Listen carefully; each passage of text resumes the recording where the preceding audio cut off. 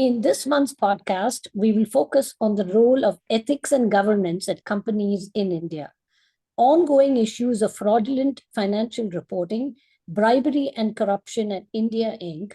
highlights the need for a comprehensive framework of ethics and governance that goes beyond mere compliance and form over substance issues that plague India Inc. In today's podcast, we will discuss how companies can build an ethical and governance framework, the role of the board, management, and employees in building such framework with Professor Vasanthi Srinivasan at Indian Institute of Management, Bangalore. Vasanthi Srinivasan is a chair of excellence professor of organizational behavior and human resource management and the chair for digital learning at the Indian Institute of Management, Bangalore. She has completed multiple research projects in the areas of gender diversity, future-ready leadership competencies, and business responsibility. She has also authored several papers in national and international journals. Before joining IIM Bangalore, Vasanthi worked at Wipro Limited and a boutique consulting firm. She was the ICCR Chair Professor of Corporate Responsibility and Governance at the HHL School of Management in Leipzig, Germany, and a British Council visiting scholar at the International Centre for Corporate Social Responsibility at the Nottingham University Business School. Professor Vasanthi is currently the co-chair of Centre for Responsible Business, chairperson of Fourth Wave Foundation, and in the governing board of IPH.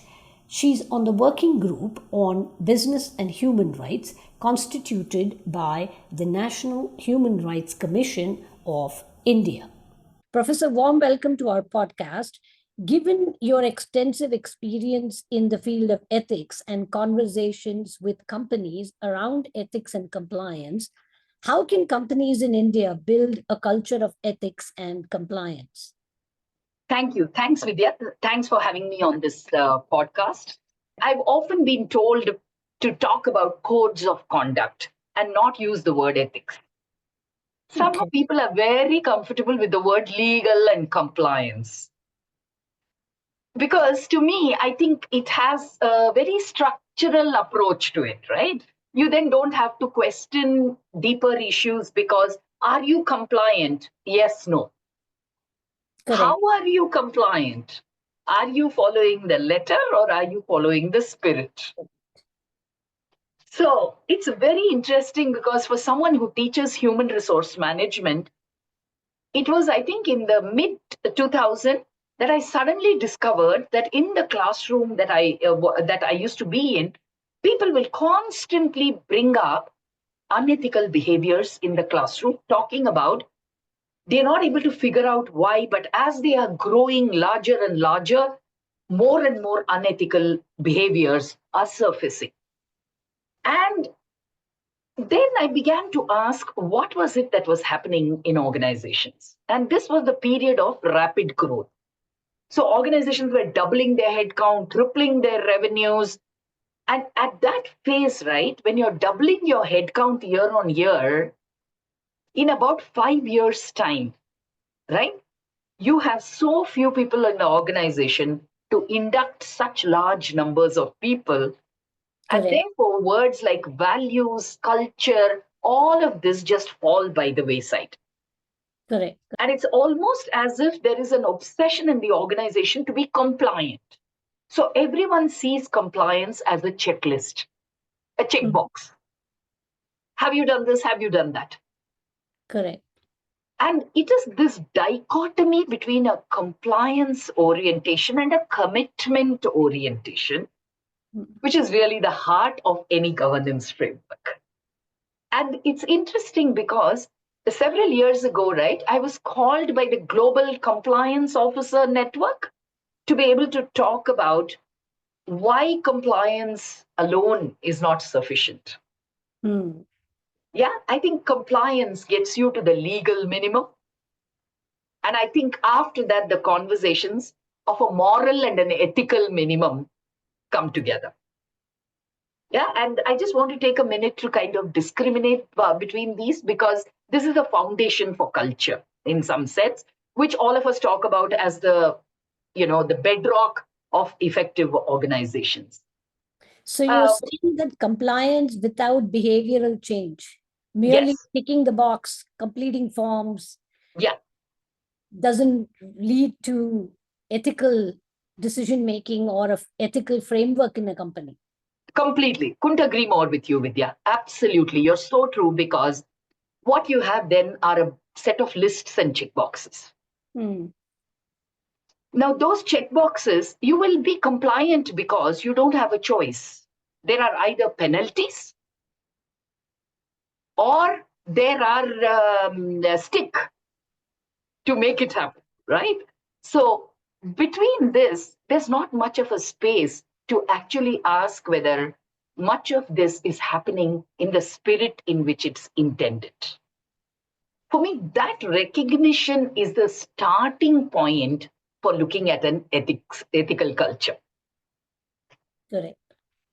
Let me kind of also talk about two dimensions that I've often believed that organizations with strong cultures that I have worked with have two things going simultaneously. One is managers who can make that ethical discrimination.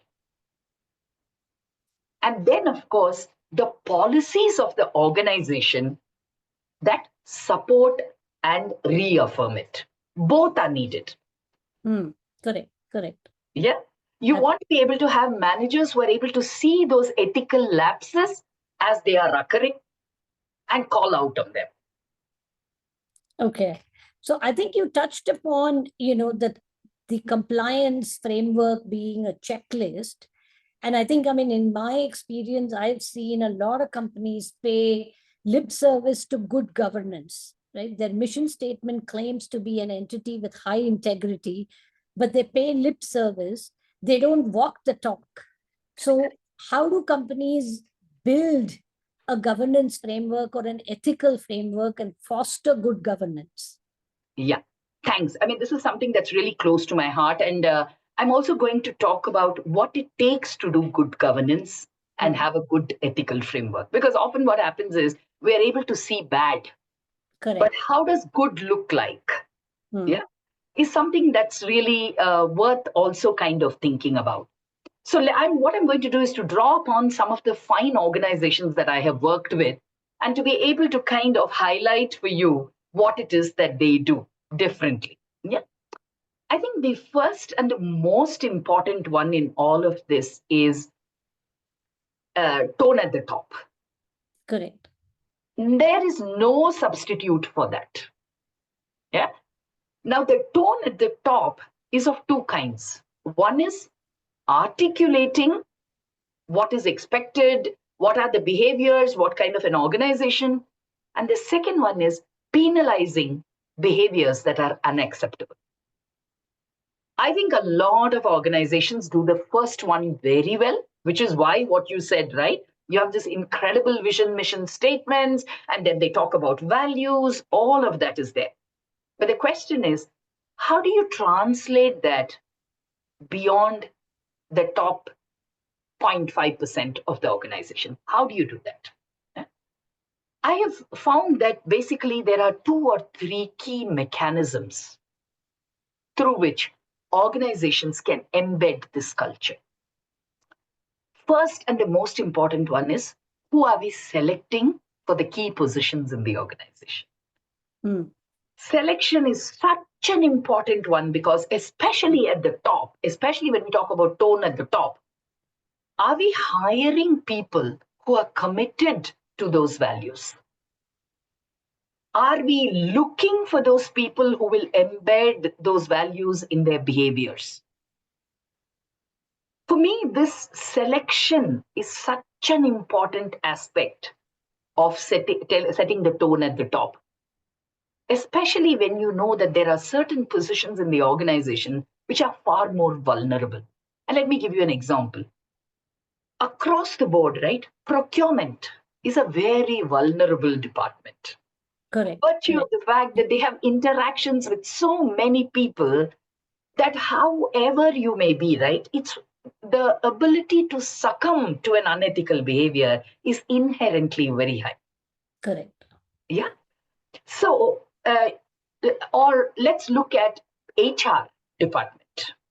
Yeah. It's so important that you have professionals there who can make the judgment call out to the CEO, the CFO, talk of what is unacceptable behaviors, have those conversations in the management team on saying, are we walking the talk, surfacing bottom up voice to the management. Yeah. These are crucial positions which actually hold accountability and actually also acknowledge vulnerabilities when you're looking at building an ethical culture. Yeah. Correct. No, I So think these positions also demonstrates the organization's commitment to its values. absolutely, absolutely. And they are in some ways setting the tone for the organization on how they will come across to the public and stakeholders. So the first one is selection. The second one, which I think is very, very important, and I think organizations today are struggling to do this, which is socialization. I'm not talking about induction, I'm not talking about orientation, but really, how do you bring a person? And I'm still talking about senior recruitment, senior levels when you're bringing in people, right?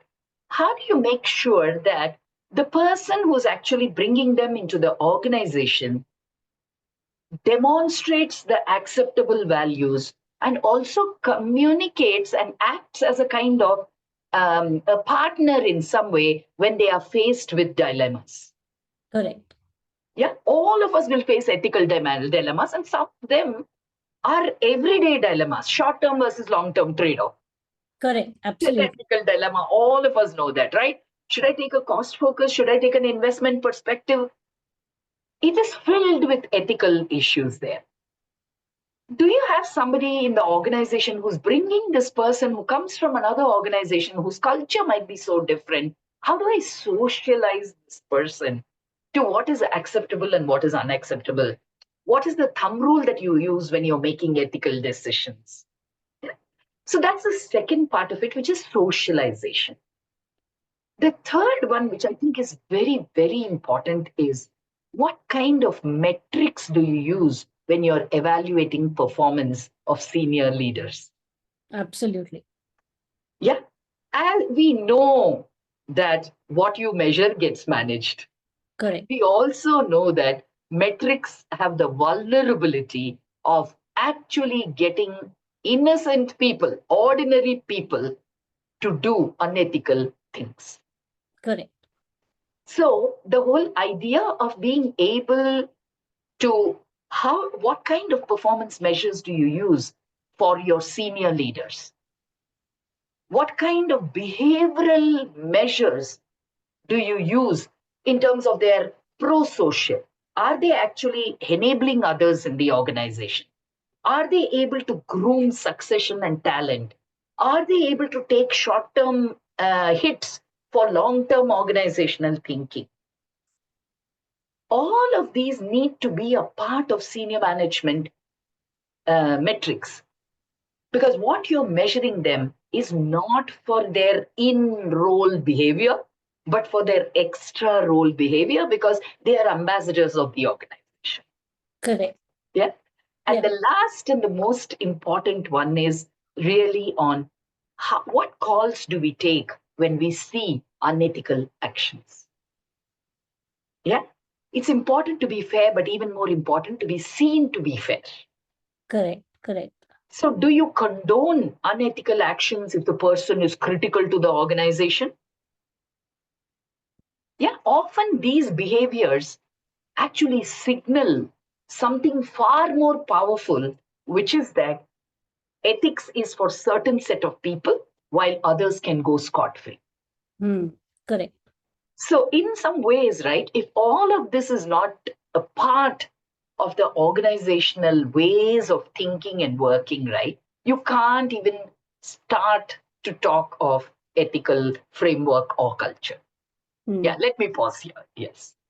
No, I think that's a very good summary, especially on measuring performance, right? Is at the leadership level.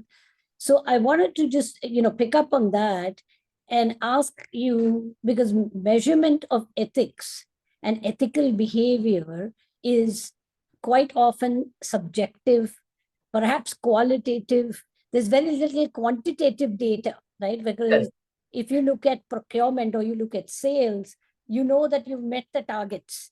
If your target is to reduce costs, you can measure that. If your Correct. target is to increase sales, you can measure it. Yeah. Organizations have a framework for quantifying this, but to measure ethics, and more importantly, your leadership in ethics, that how Yeah. are you socializing ethical framework and behavior, HR systems don't have that. I don't know. I would like to get your thoughts on how do we measure ethics and ethical behavior? Yeah. So it's quite interesting, right? I'm going to come at this from multiple perspectives. I think a lot of organizations do this manager survey. They have this employee satisfaction survey. Okay, so there's a lot of surveys that keep happening in large organizations to check on the morale of their employees. For me, that's your first dipstick, because fairness is one element of that. Correct. Second one is support. Is your manager supportive? Are your peers supportive? Correct. That's the second aspect when you're talking about an ethical culture. A culture of ethics will look at fairness, will look at support. These are really the bedrock. Correct.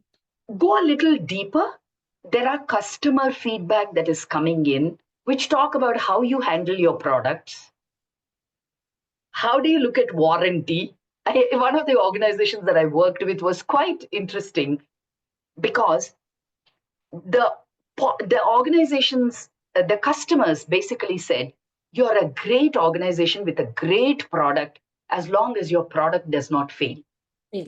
After that, you are the worst organization that we have engaged with, because when we come back to you, even during the warranty period, you're not focused on addressing our problem. What you're focused on is in the subclause in your warranty contract. So the first sale is what is critical, and after that, the customer is not treated with respect. Exactly. So it's interesting, right? For me, ethics really is about promise. You made a promise. Are you keeping the promise? Correct. I trusted you when I bought the product. Are you reciprocating with trust? Correct. They're really simple words, I don't know why people make it so complicated. Okay, do people trust you? Do they believe that you've lived up to your promise of what you said? Yeah. So there's whole customers who are giving you feedback. Suppliers are telling you, boss, you are the worst person to work with. But the problem is that you also give me 40% of my revenues. But every time you are squeezing blood from me, you ask me for 90-day, 120-day credit. You are a $2 billion corporation. I am a 10 million, whatever, dollar, not even dollar, 10 million rupee company. Correct. Yeah. What are you going to get out of holding my payments for 90 days and 120 days? Correct. Correct. And I have to follow up multiple times with your. Exactly. And at some point in time, I feel bad about asking for my own money. Correct. What is due to me? Exactly. So you kind of see this interesting thing, no, Vidya, that how can you behave like this with your stakeholders and say you are an ethical company? Right? And now go one step beyond. You say, oh, we'll put ombuds process in place. I have seen terrible ombuds process and I've seen outstanding ombuds process. The difference is, how is that ombuds process taken? How seriously is it taken? Okay. In some organizations, all ombuds reports for the month go to the board. Correct. They don't reach anybody else. Correct. Correct. Okay. At least to the minimum to the audit committee. Exactly. And so now you can see, right, there what happens is, and you have outsourced it. They have a 24/7 helpline available for anybody. And they have publicized it everywhere to their suppliers, customers, general public. Okay. Correct. In this organization, every year, they receive anywhere between 1,900 to 3,000 complaints. And every year they put out saying how many of them were resolved, in which category did they fall, what's the kind of resolution. And very often, every year, they have exited 8 to 10 people, employees in the organization because they have found evidence that it's indeed true.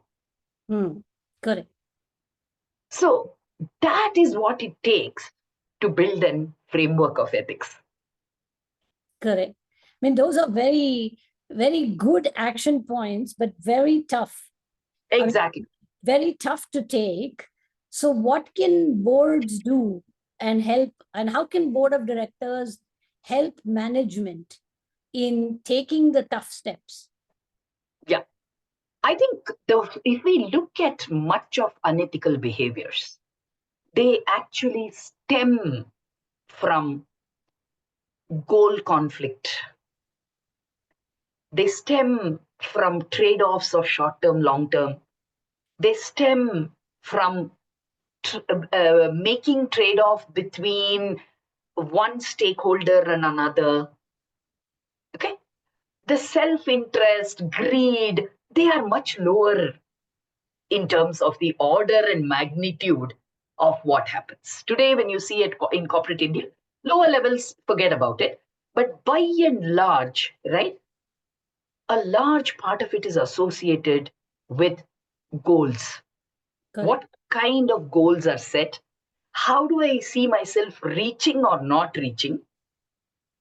And even more important is, what is the implication of that reaching or non reaching that goal for me as an individual, in the context of others whom I am a peer? Correct. Yeah, those are the things today that are influencing significantly on unethical behaviors. Correct. Correct. Yeah. And other one that I'm also discovering is that ethics is a slippery slope. I was talking to someone the other day, and they were talking about some incident that had happened and how this person finally had to be terminated. So I asked the person who was telling me, saying, is this the first time that this person has done it? And so, very interestingly, he turned around and said, this is the first and last time that he did this. But for the last 3-4 years, we know that he has the propensity to take shortcuts. We know he has the propensity to hide information. We know he has the propensity to highlight things that he wants to say and minimize on what will cause more questions. So I asked this manager, saying, did you give him feedback at any of this time? I mean, did you even tell him that you were observing what was happening? So he said, Vasanthi, it's really difficult because it's not anything specific. And to respond to your question on this objectivity, Vidya, the biggest thing that bothers me is that large number of seniors leaders think their job is to be objective. Then I think you should run an algorithm. Correct. You could just be a machine if you have to be. That's it. In fact, a machine is far better suited for any objective decision making than humans. Correct. Correct. Because at least it would have a rational thinking and no bias. Exactly. And no bias. Correct. It'll mete out exactly the same treatment to every single person, right? Correct. I mean, as board and as senior management, you will be subjective. And you have an obligation to be subjective, because subjective is what allows you to discriminate between right and more right. Correct. Between a right and a wrong, a machine can discriminate. You're not needed. Correct. And all leadership decisions, strategic decisions are about right and more right. They are not about right and wrong. Right, right. And if you don't have the capability to engage with the right and more right, we have a problem.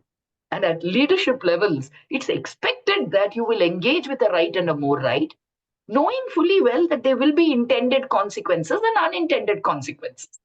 Correct. Absolutely. No, I think that's what you're being paid for. I mean, Yeah, you're exactly. in that position. That's your role. Exactly.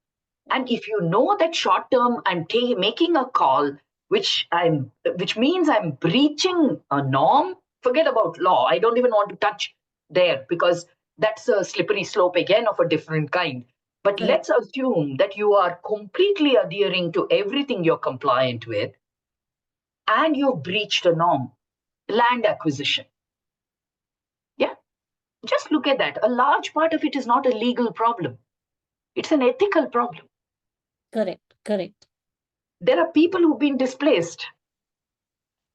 There are vulnerable communities that have depended on that land forever for their survival and livelihood.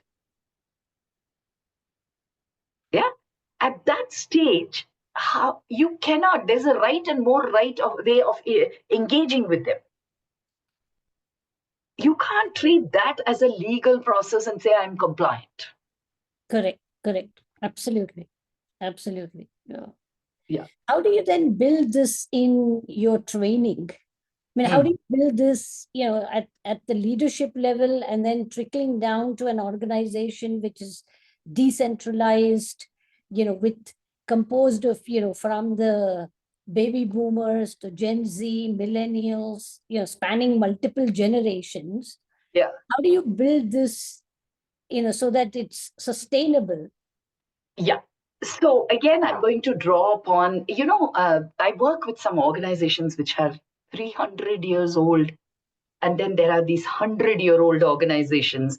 When I work with them, I begin to see what it takes to institutionalize. Mm. Okay. And I'll give you a variety of very insightful examples on this because it's always fascinated me. So, first one is one of the large conglomerates in India, right? When I was engaging with them, they sent their code of conduct first to me. Okay. Mm. Yeah. So they said, Professor, kindly go through this code of conduct. This is what governs all our relationships with our employees. Every single employee of our organization knows this and will behave accordingly. And therefore, please make sure that when you are coming to do any training for us, don't bring anything which is outside this framework. And if you do, kindly let us know, because then we will make sure that we align or figure out how you plan to do this. So there are organizations like that. Right. Which actually, when they bring you in, another one, French company, large French company, my very first engagement with them, they just sat me down and they said, Professor, our senior director of compliance will walk you through 1.5 hours of our values. Here are our values. We would like you to embed them into your curriculum. Mm. Okay. So, on one hand, you have companies like this, which actually tell you, we know what we are doing. We don't want you to come and say something that is opposite to what we believe. Right. This is the way we'd like you to think as you come to work with us. Okay. Now that's the real extreme. Then you have a large number of organizations. It's increasing in number. I think if you asked me this question 20 years ago and you ask me today, right? There are enough organizations who now know that we have to apply our mind, at least on some aspects. So, what do? Some of them have acceptable and unacceptable behaviors codified. Right. Okay. So, they actually put out saying, if you are in doubt, this is the person to consult. These are the resources that are available. And Right. of course, some sets of companies have ethics training, code of conduct training, whatever it is. They do that very diligently for all employees. Right. So that's the second set that you get to see. Between the first and the second, there are companies that go one notch above training. And what do is they actually role model people in the organization. So every year, they recognize people who lived the values. Correct. In the way they made decisions. And so what they do at the end of the year is really have a celebration of people who demonstrated the values. Apart from some token appreciation and everything, they actually document what they did and they make sure that it is well shared within the organization. So they go from having training, capability building, all of that, but little bit more to see how you can weave it into the way you behave. And then, of course, that you are the ambassador of values. At the other end of the spectrum, equally large number, which do they many times don't even have the ethics conversations. They have what they have is compliance training. And a compliance training, and I've had the chance to sit through one of them, is nothing more than all the things you should not do to put the company at risk. Right. Okay. The methodology is very interesting because they give you case studies of all the things that have gone bad in the organization. Correct.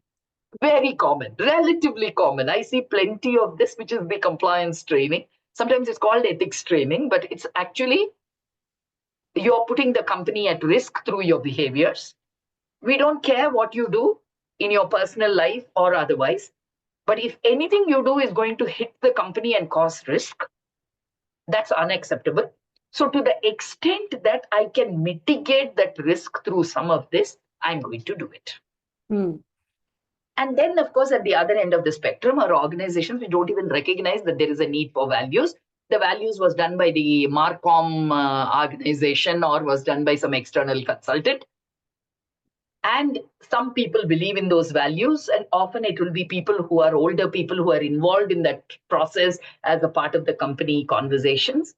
So what you see is you'll see pockets of very high standards, but large part of the organization quite kind of unaware of what are their values, what kind of thumb rule they should use in decision making.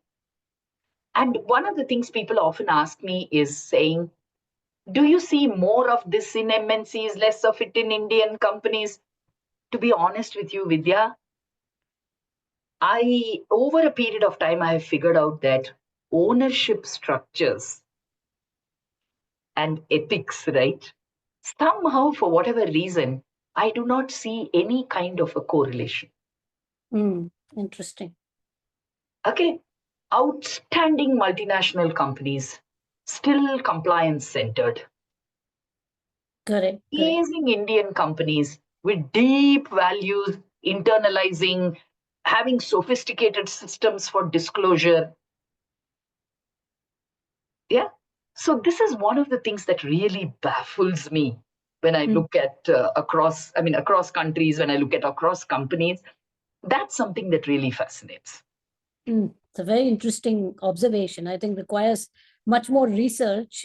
Yes, truly, yes. This is just based on my experience, but yeah, truly, yes. Absolutely.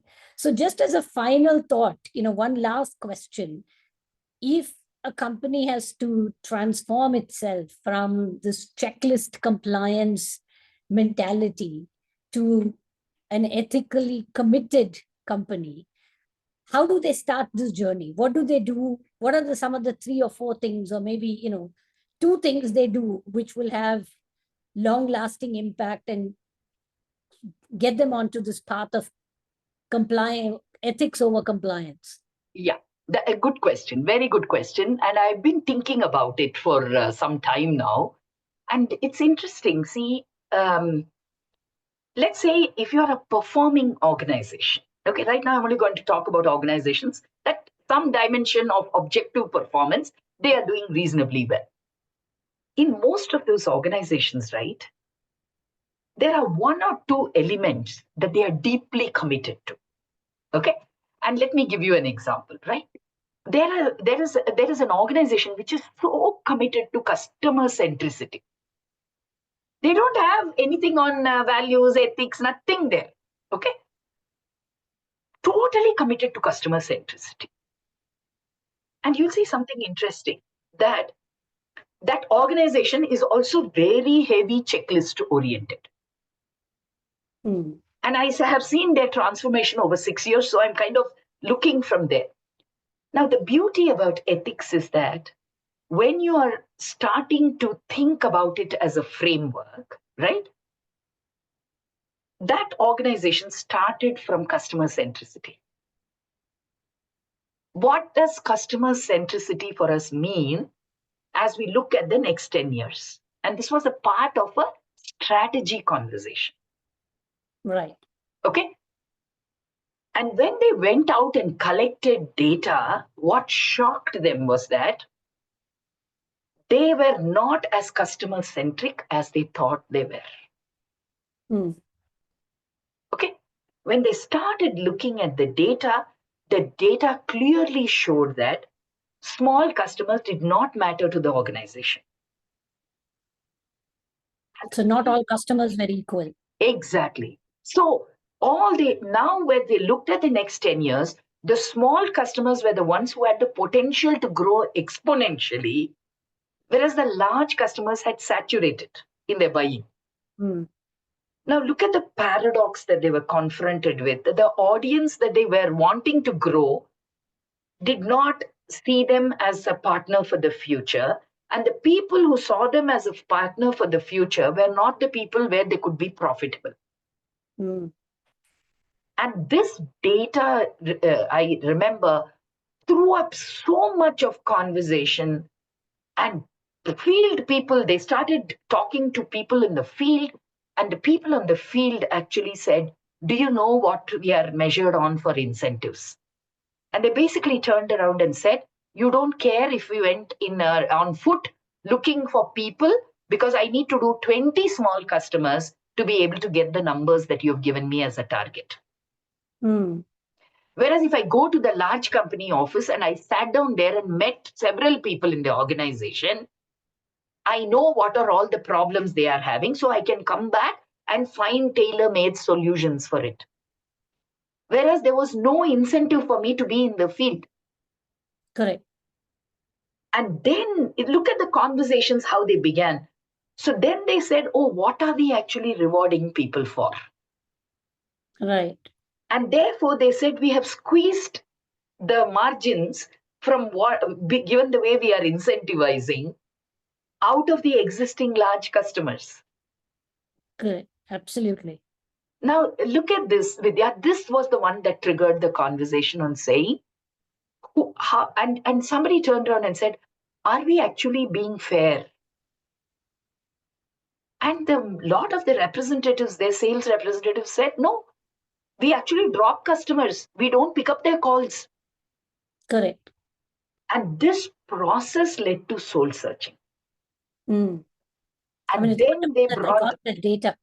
yes. So my biggest takeaway from this is that sometimes shocks of this kind can actually make an organization look inside. So after this, they went on to draw a whole set of ethical framework and everything on how we deal, contracts. See, once you open up an organization and look at one slice and you see that we haven't behaved ethically, the probability is very high that it will spill over everywhere.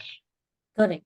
So for me, it doesn't matter where an organization begins, but are you willing to look at what you have existing as values? Are you questioning whether we are living our existing values? That's the first one. The second one, I think, is the board asking the right questions. Mm. See, what is the role of the board, right? The role of the board is, and if you look at the definition of the Companies Act, it says the purpose, the fiduciary responsibility of the directors is to stakeholders. Correct. Yeah, is not to shareholder alone. Yes. So is the board exercising its fiduciary responsibility in looking at stakeholders instead of shareholders. Even more important, organizations have such extensive enterprise risk management solutions. And they're constantly looking at, ERM and everything. One of the interesting questions, suppose you flipped over the conversation of saying, what is the risk to the company and therefore how should we mitigate? But if you just flipped it around and say, who all do we put at risk because of our, Behaviors. as a company, who all do we put at risk? That perspective will mean you're taking from the environment more than what you could. You're telling stories without on labels to customers that are quite not the story that you would tell. Correct. So it doesn't matter. Are you open to being able to look at your values? Or is it a board? What is the board looking at when they look at the company? I think for me, change can begin at either of these places. And unfortunately, a lot of change happens because of shocks. Correct. And these Shocks days, from I think the external environment.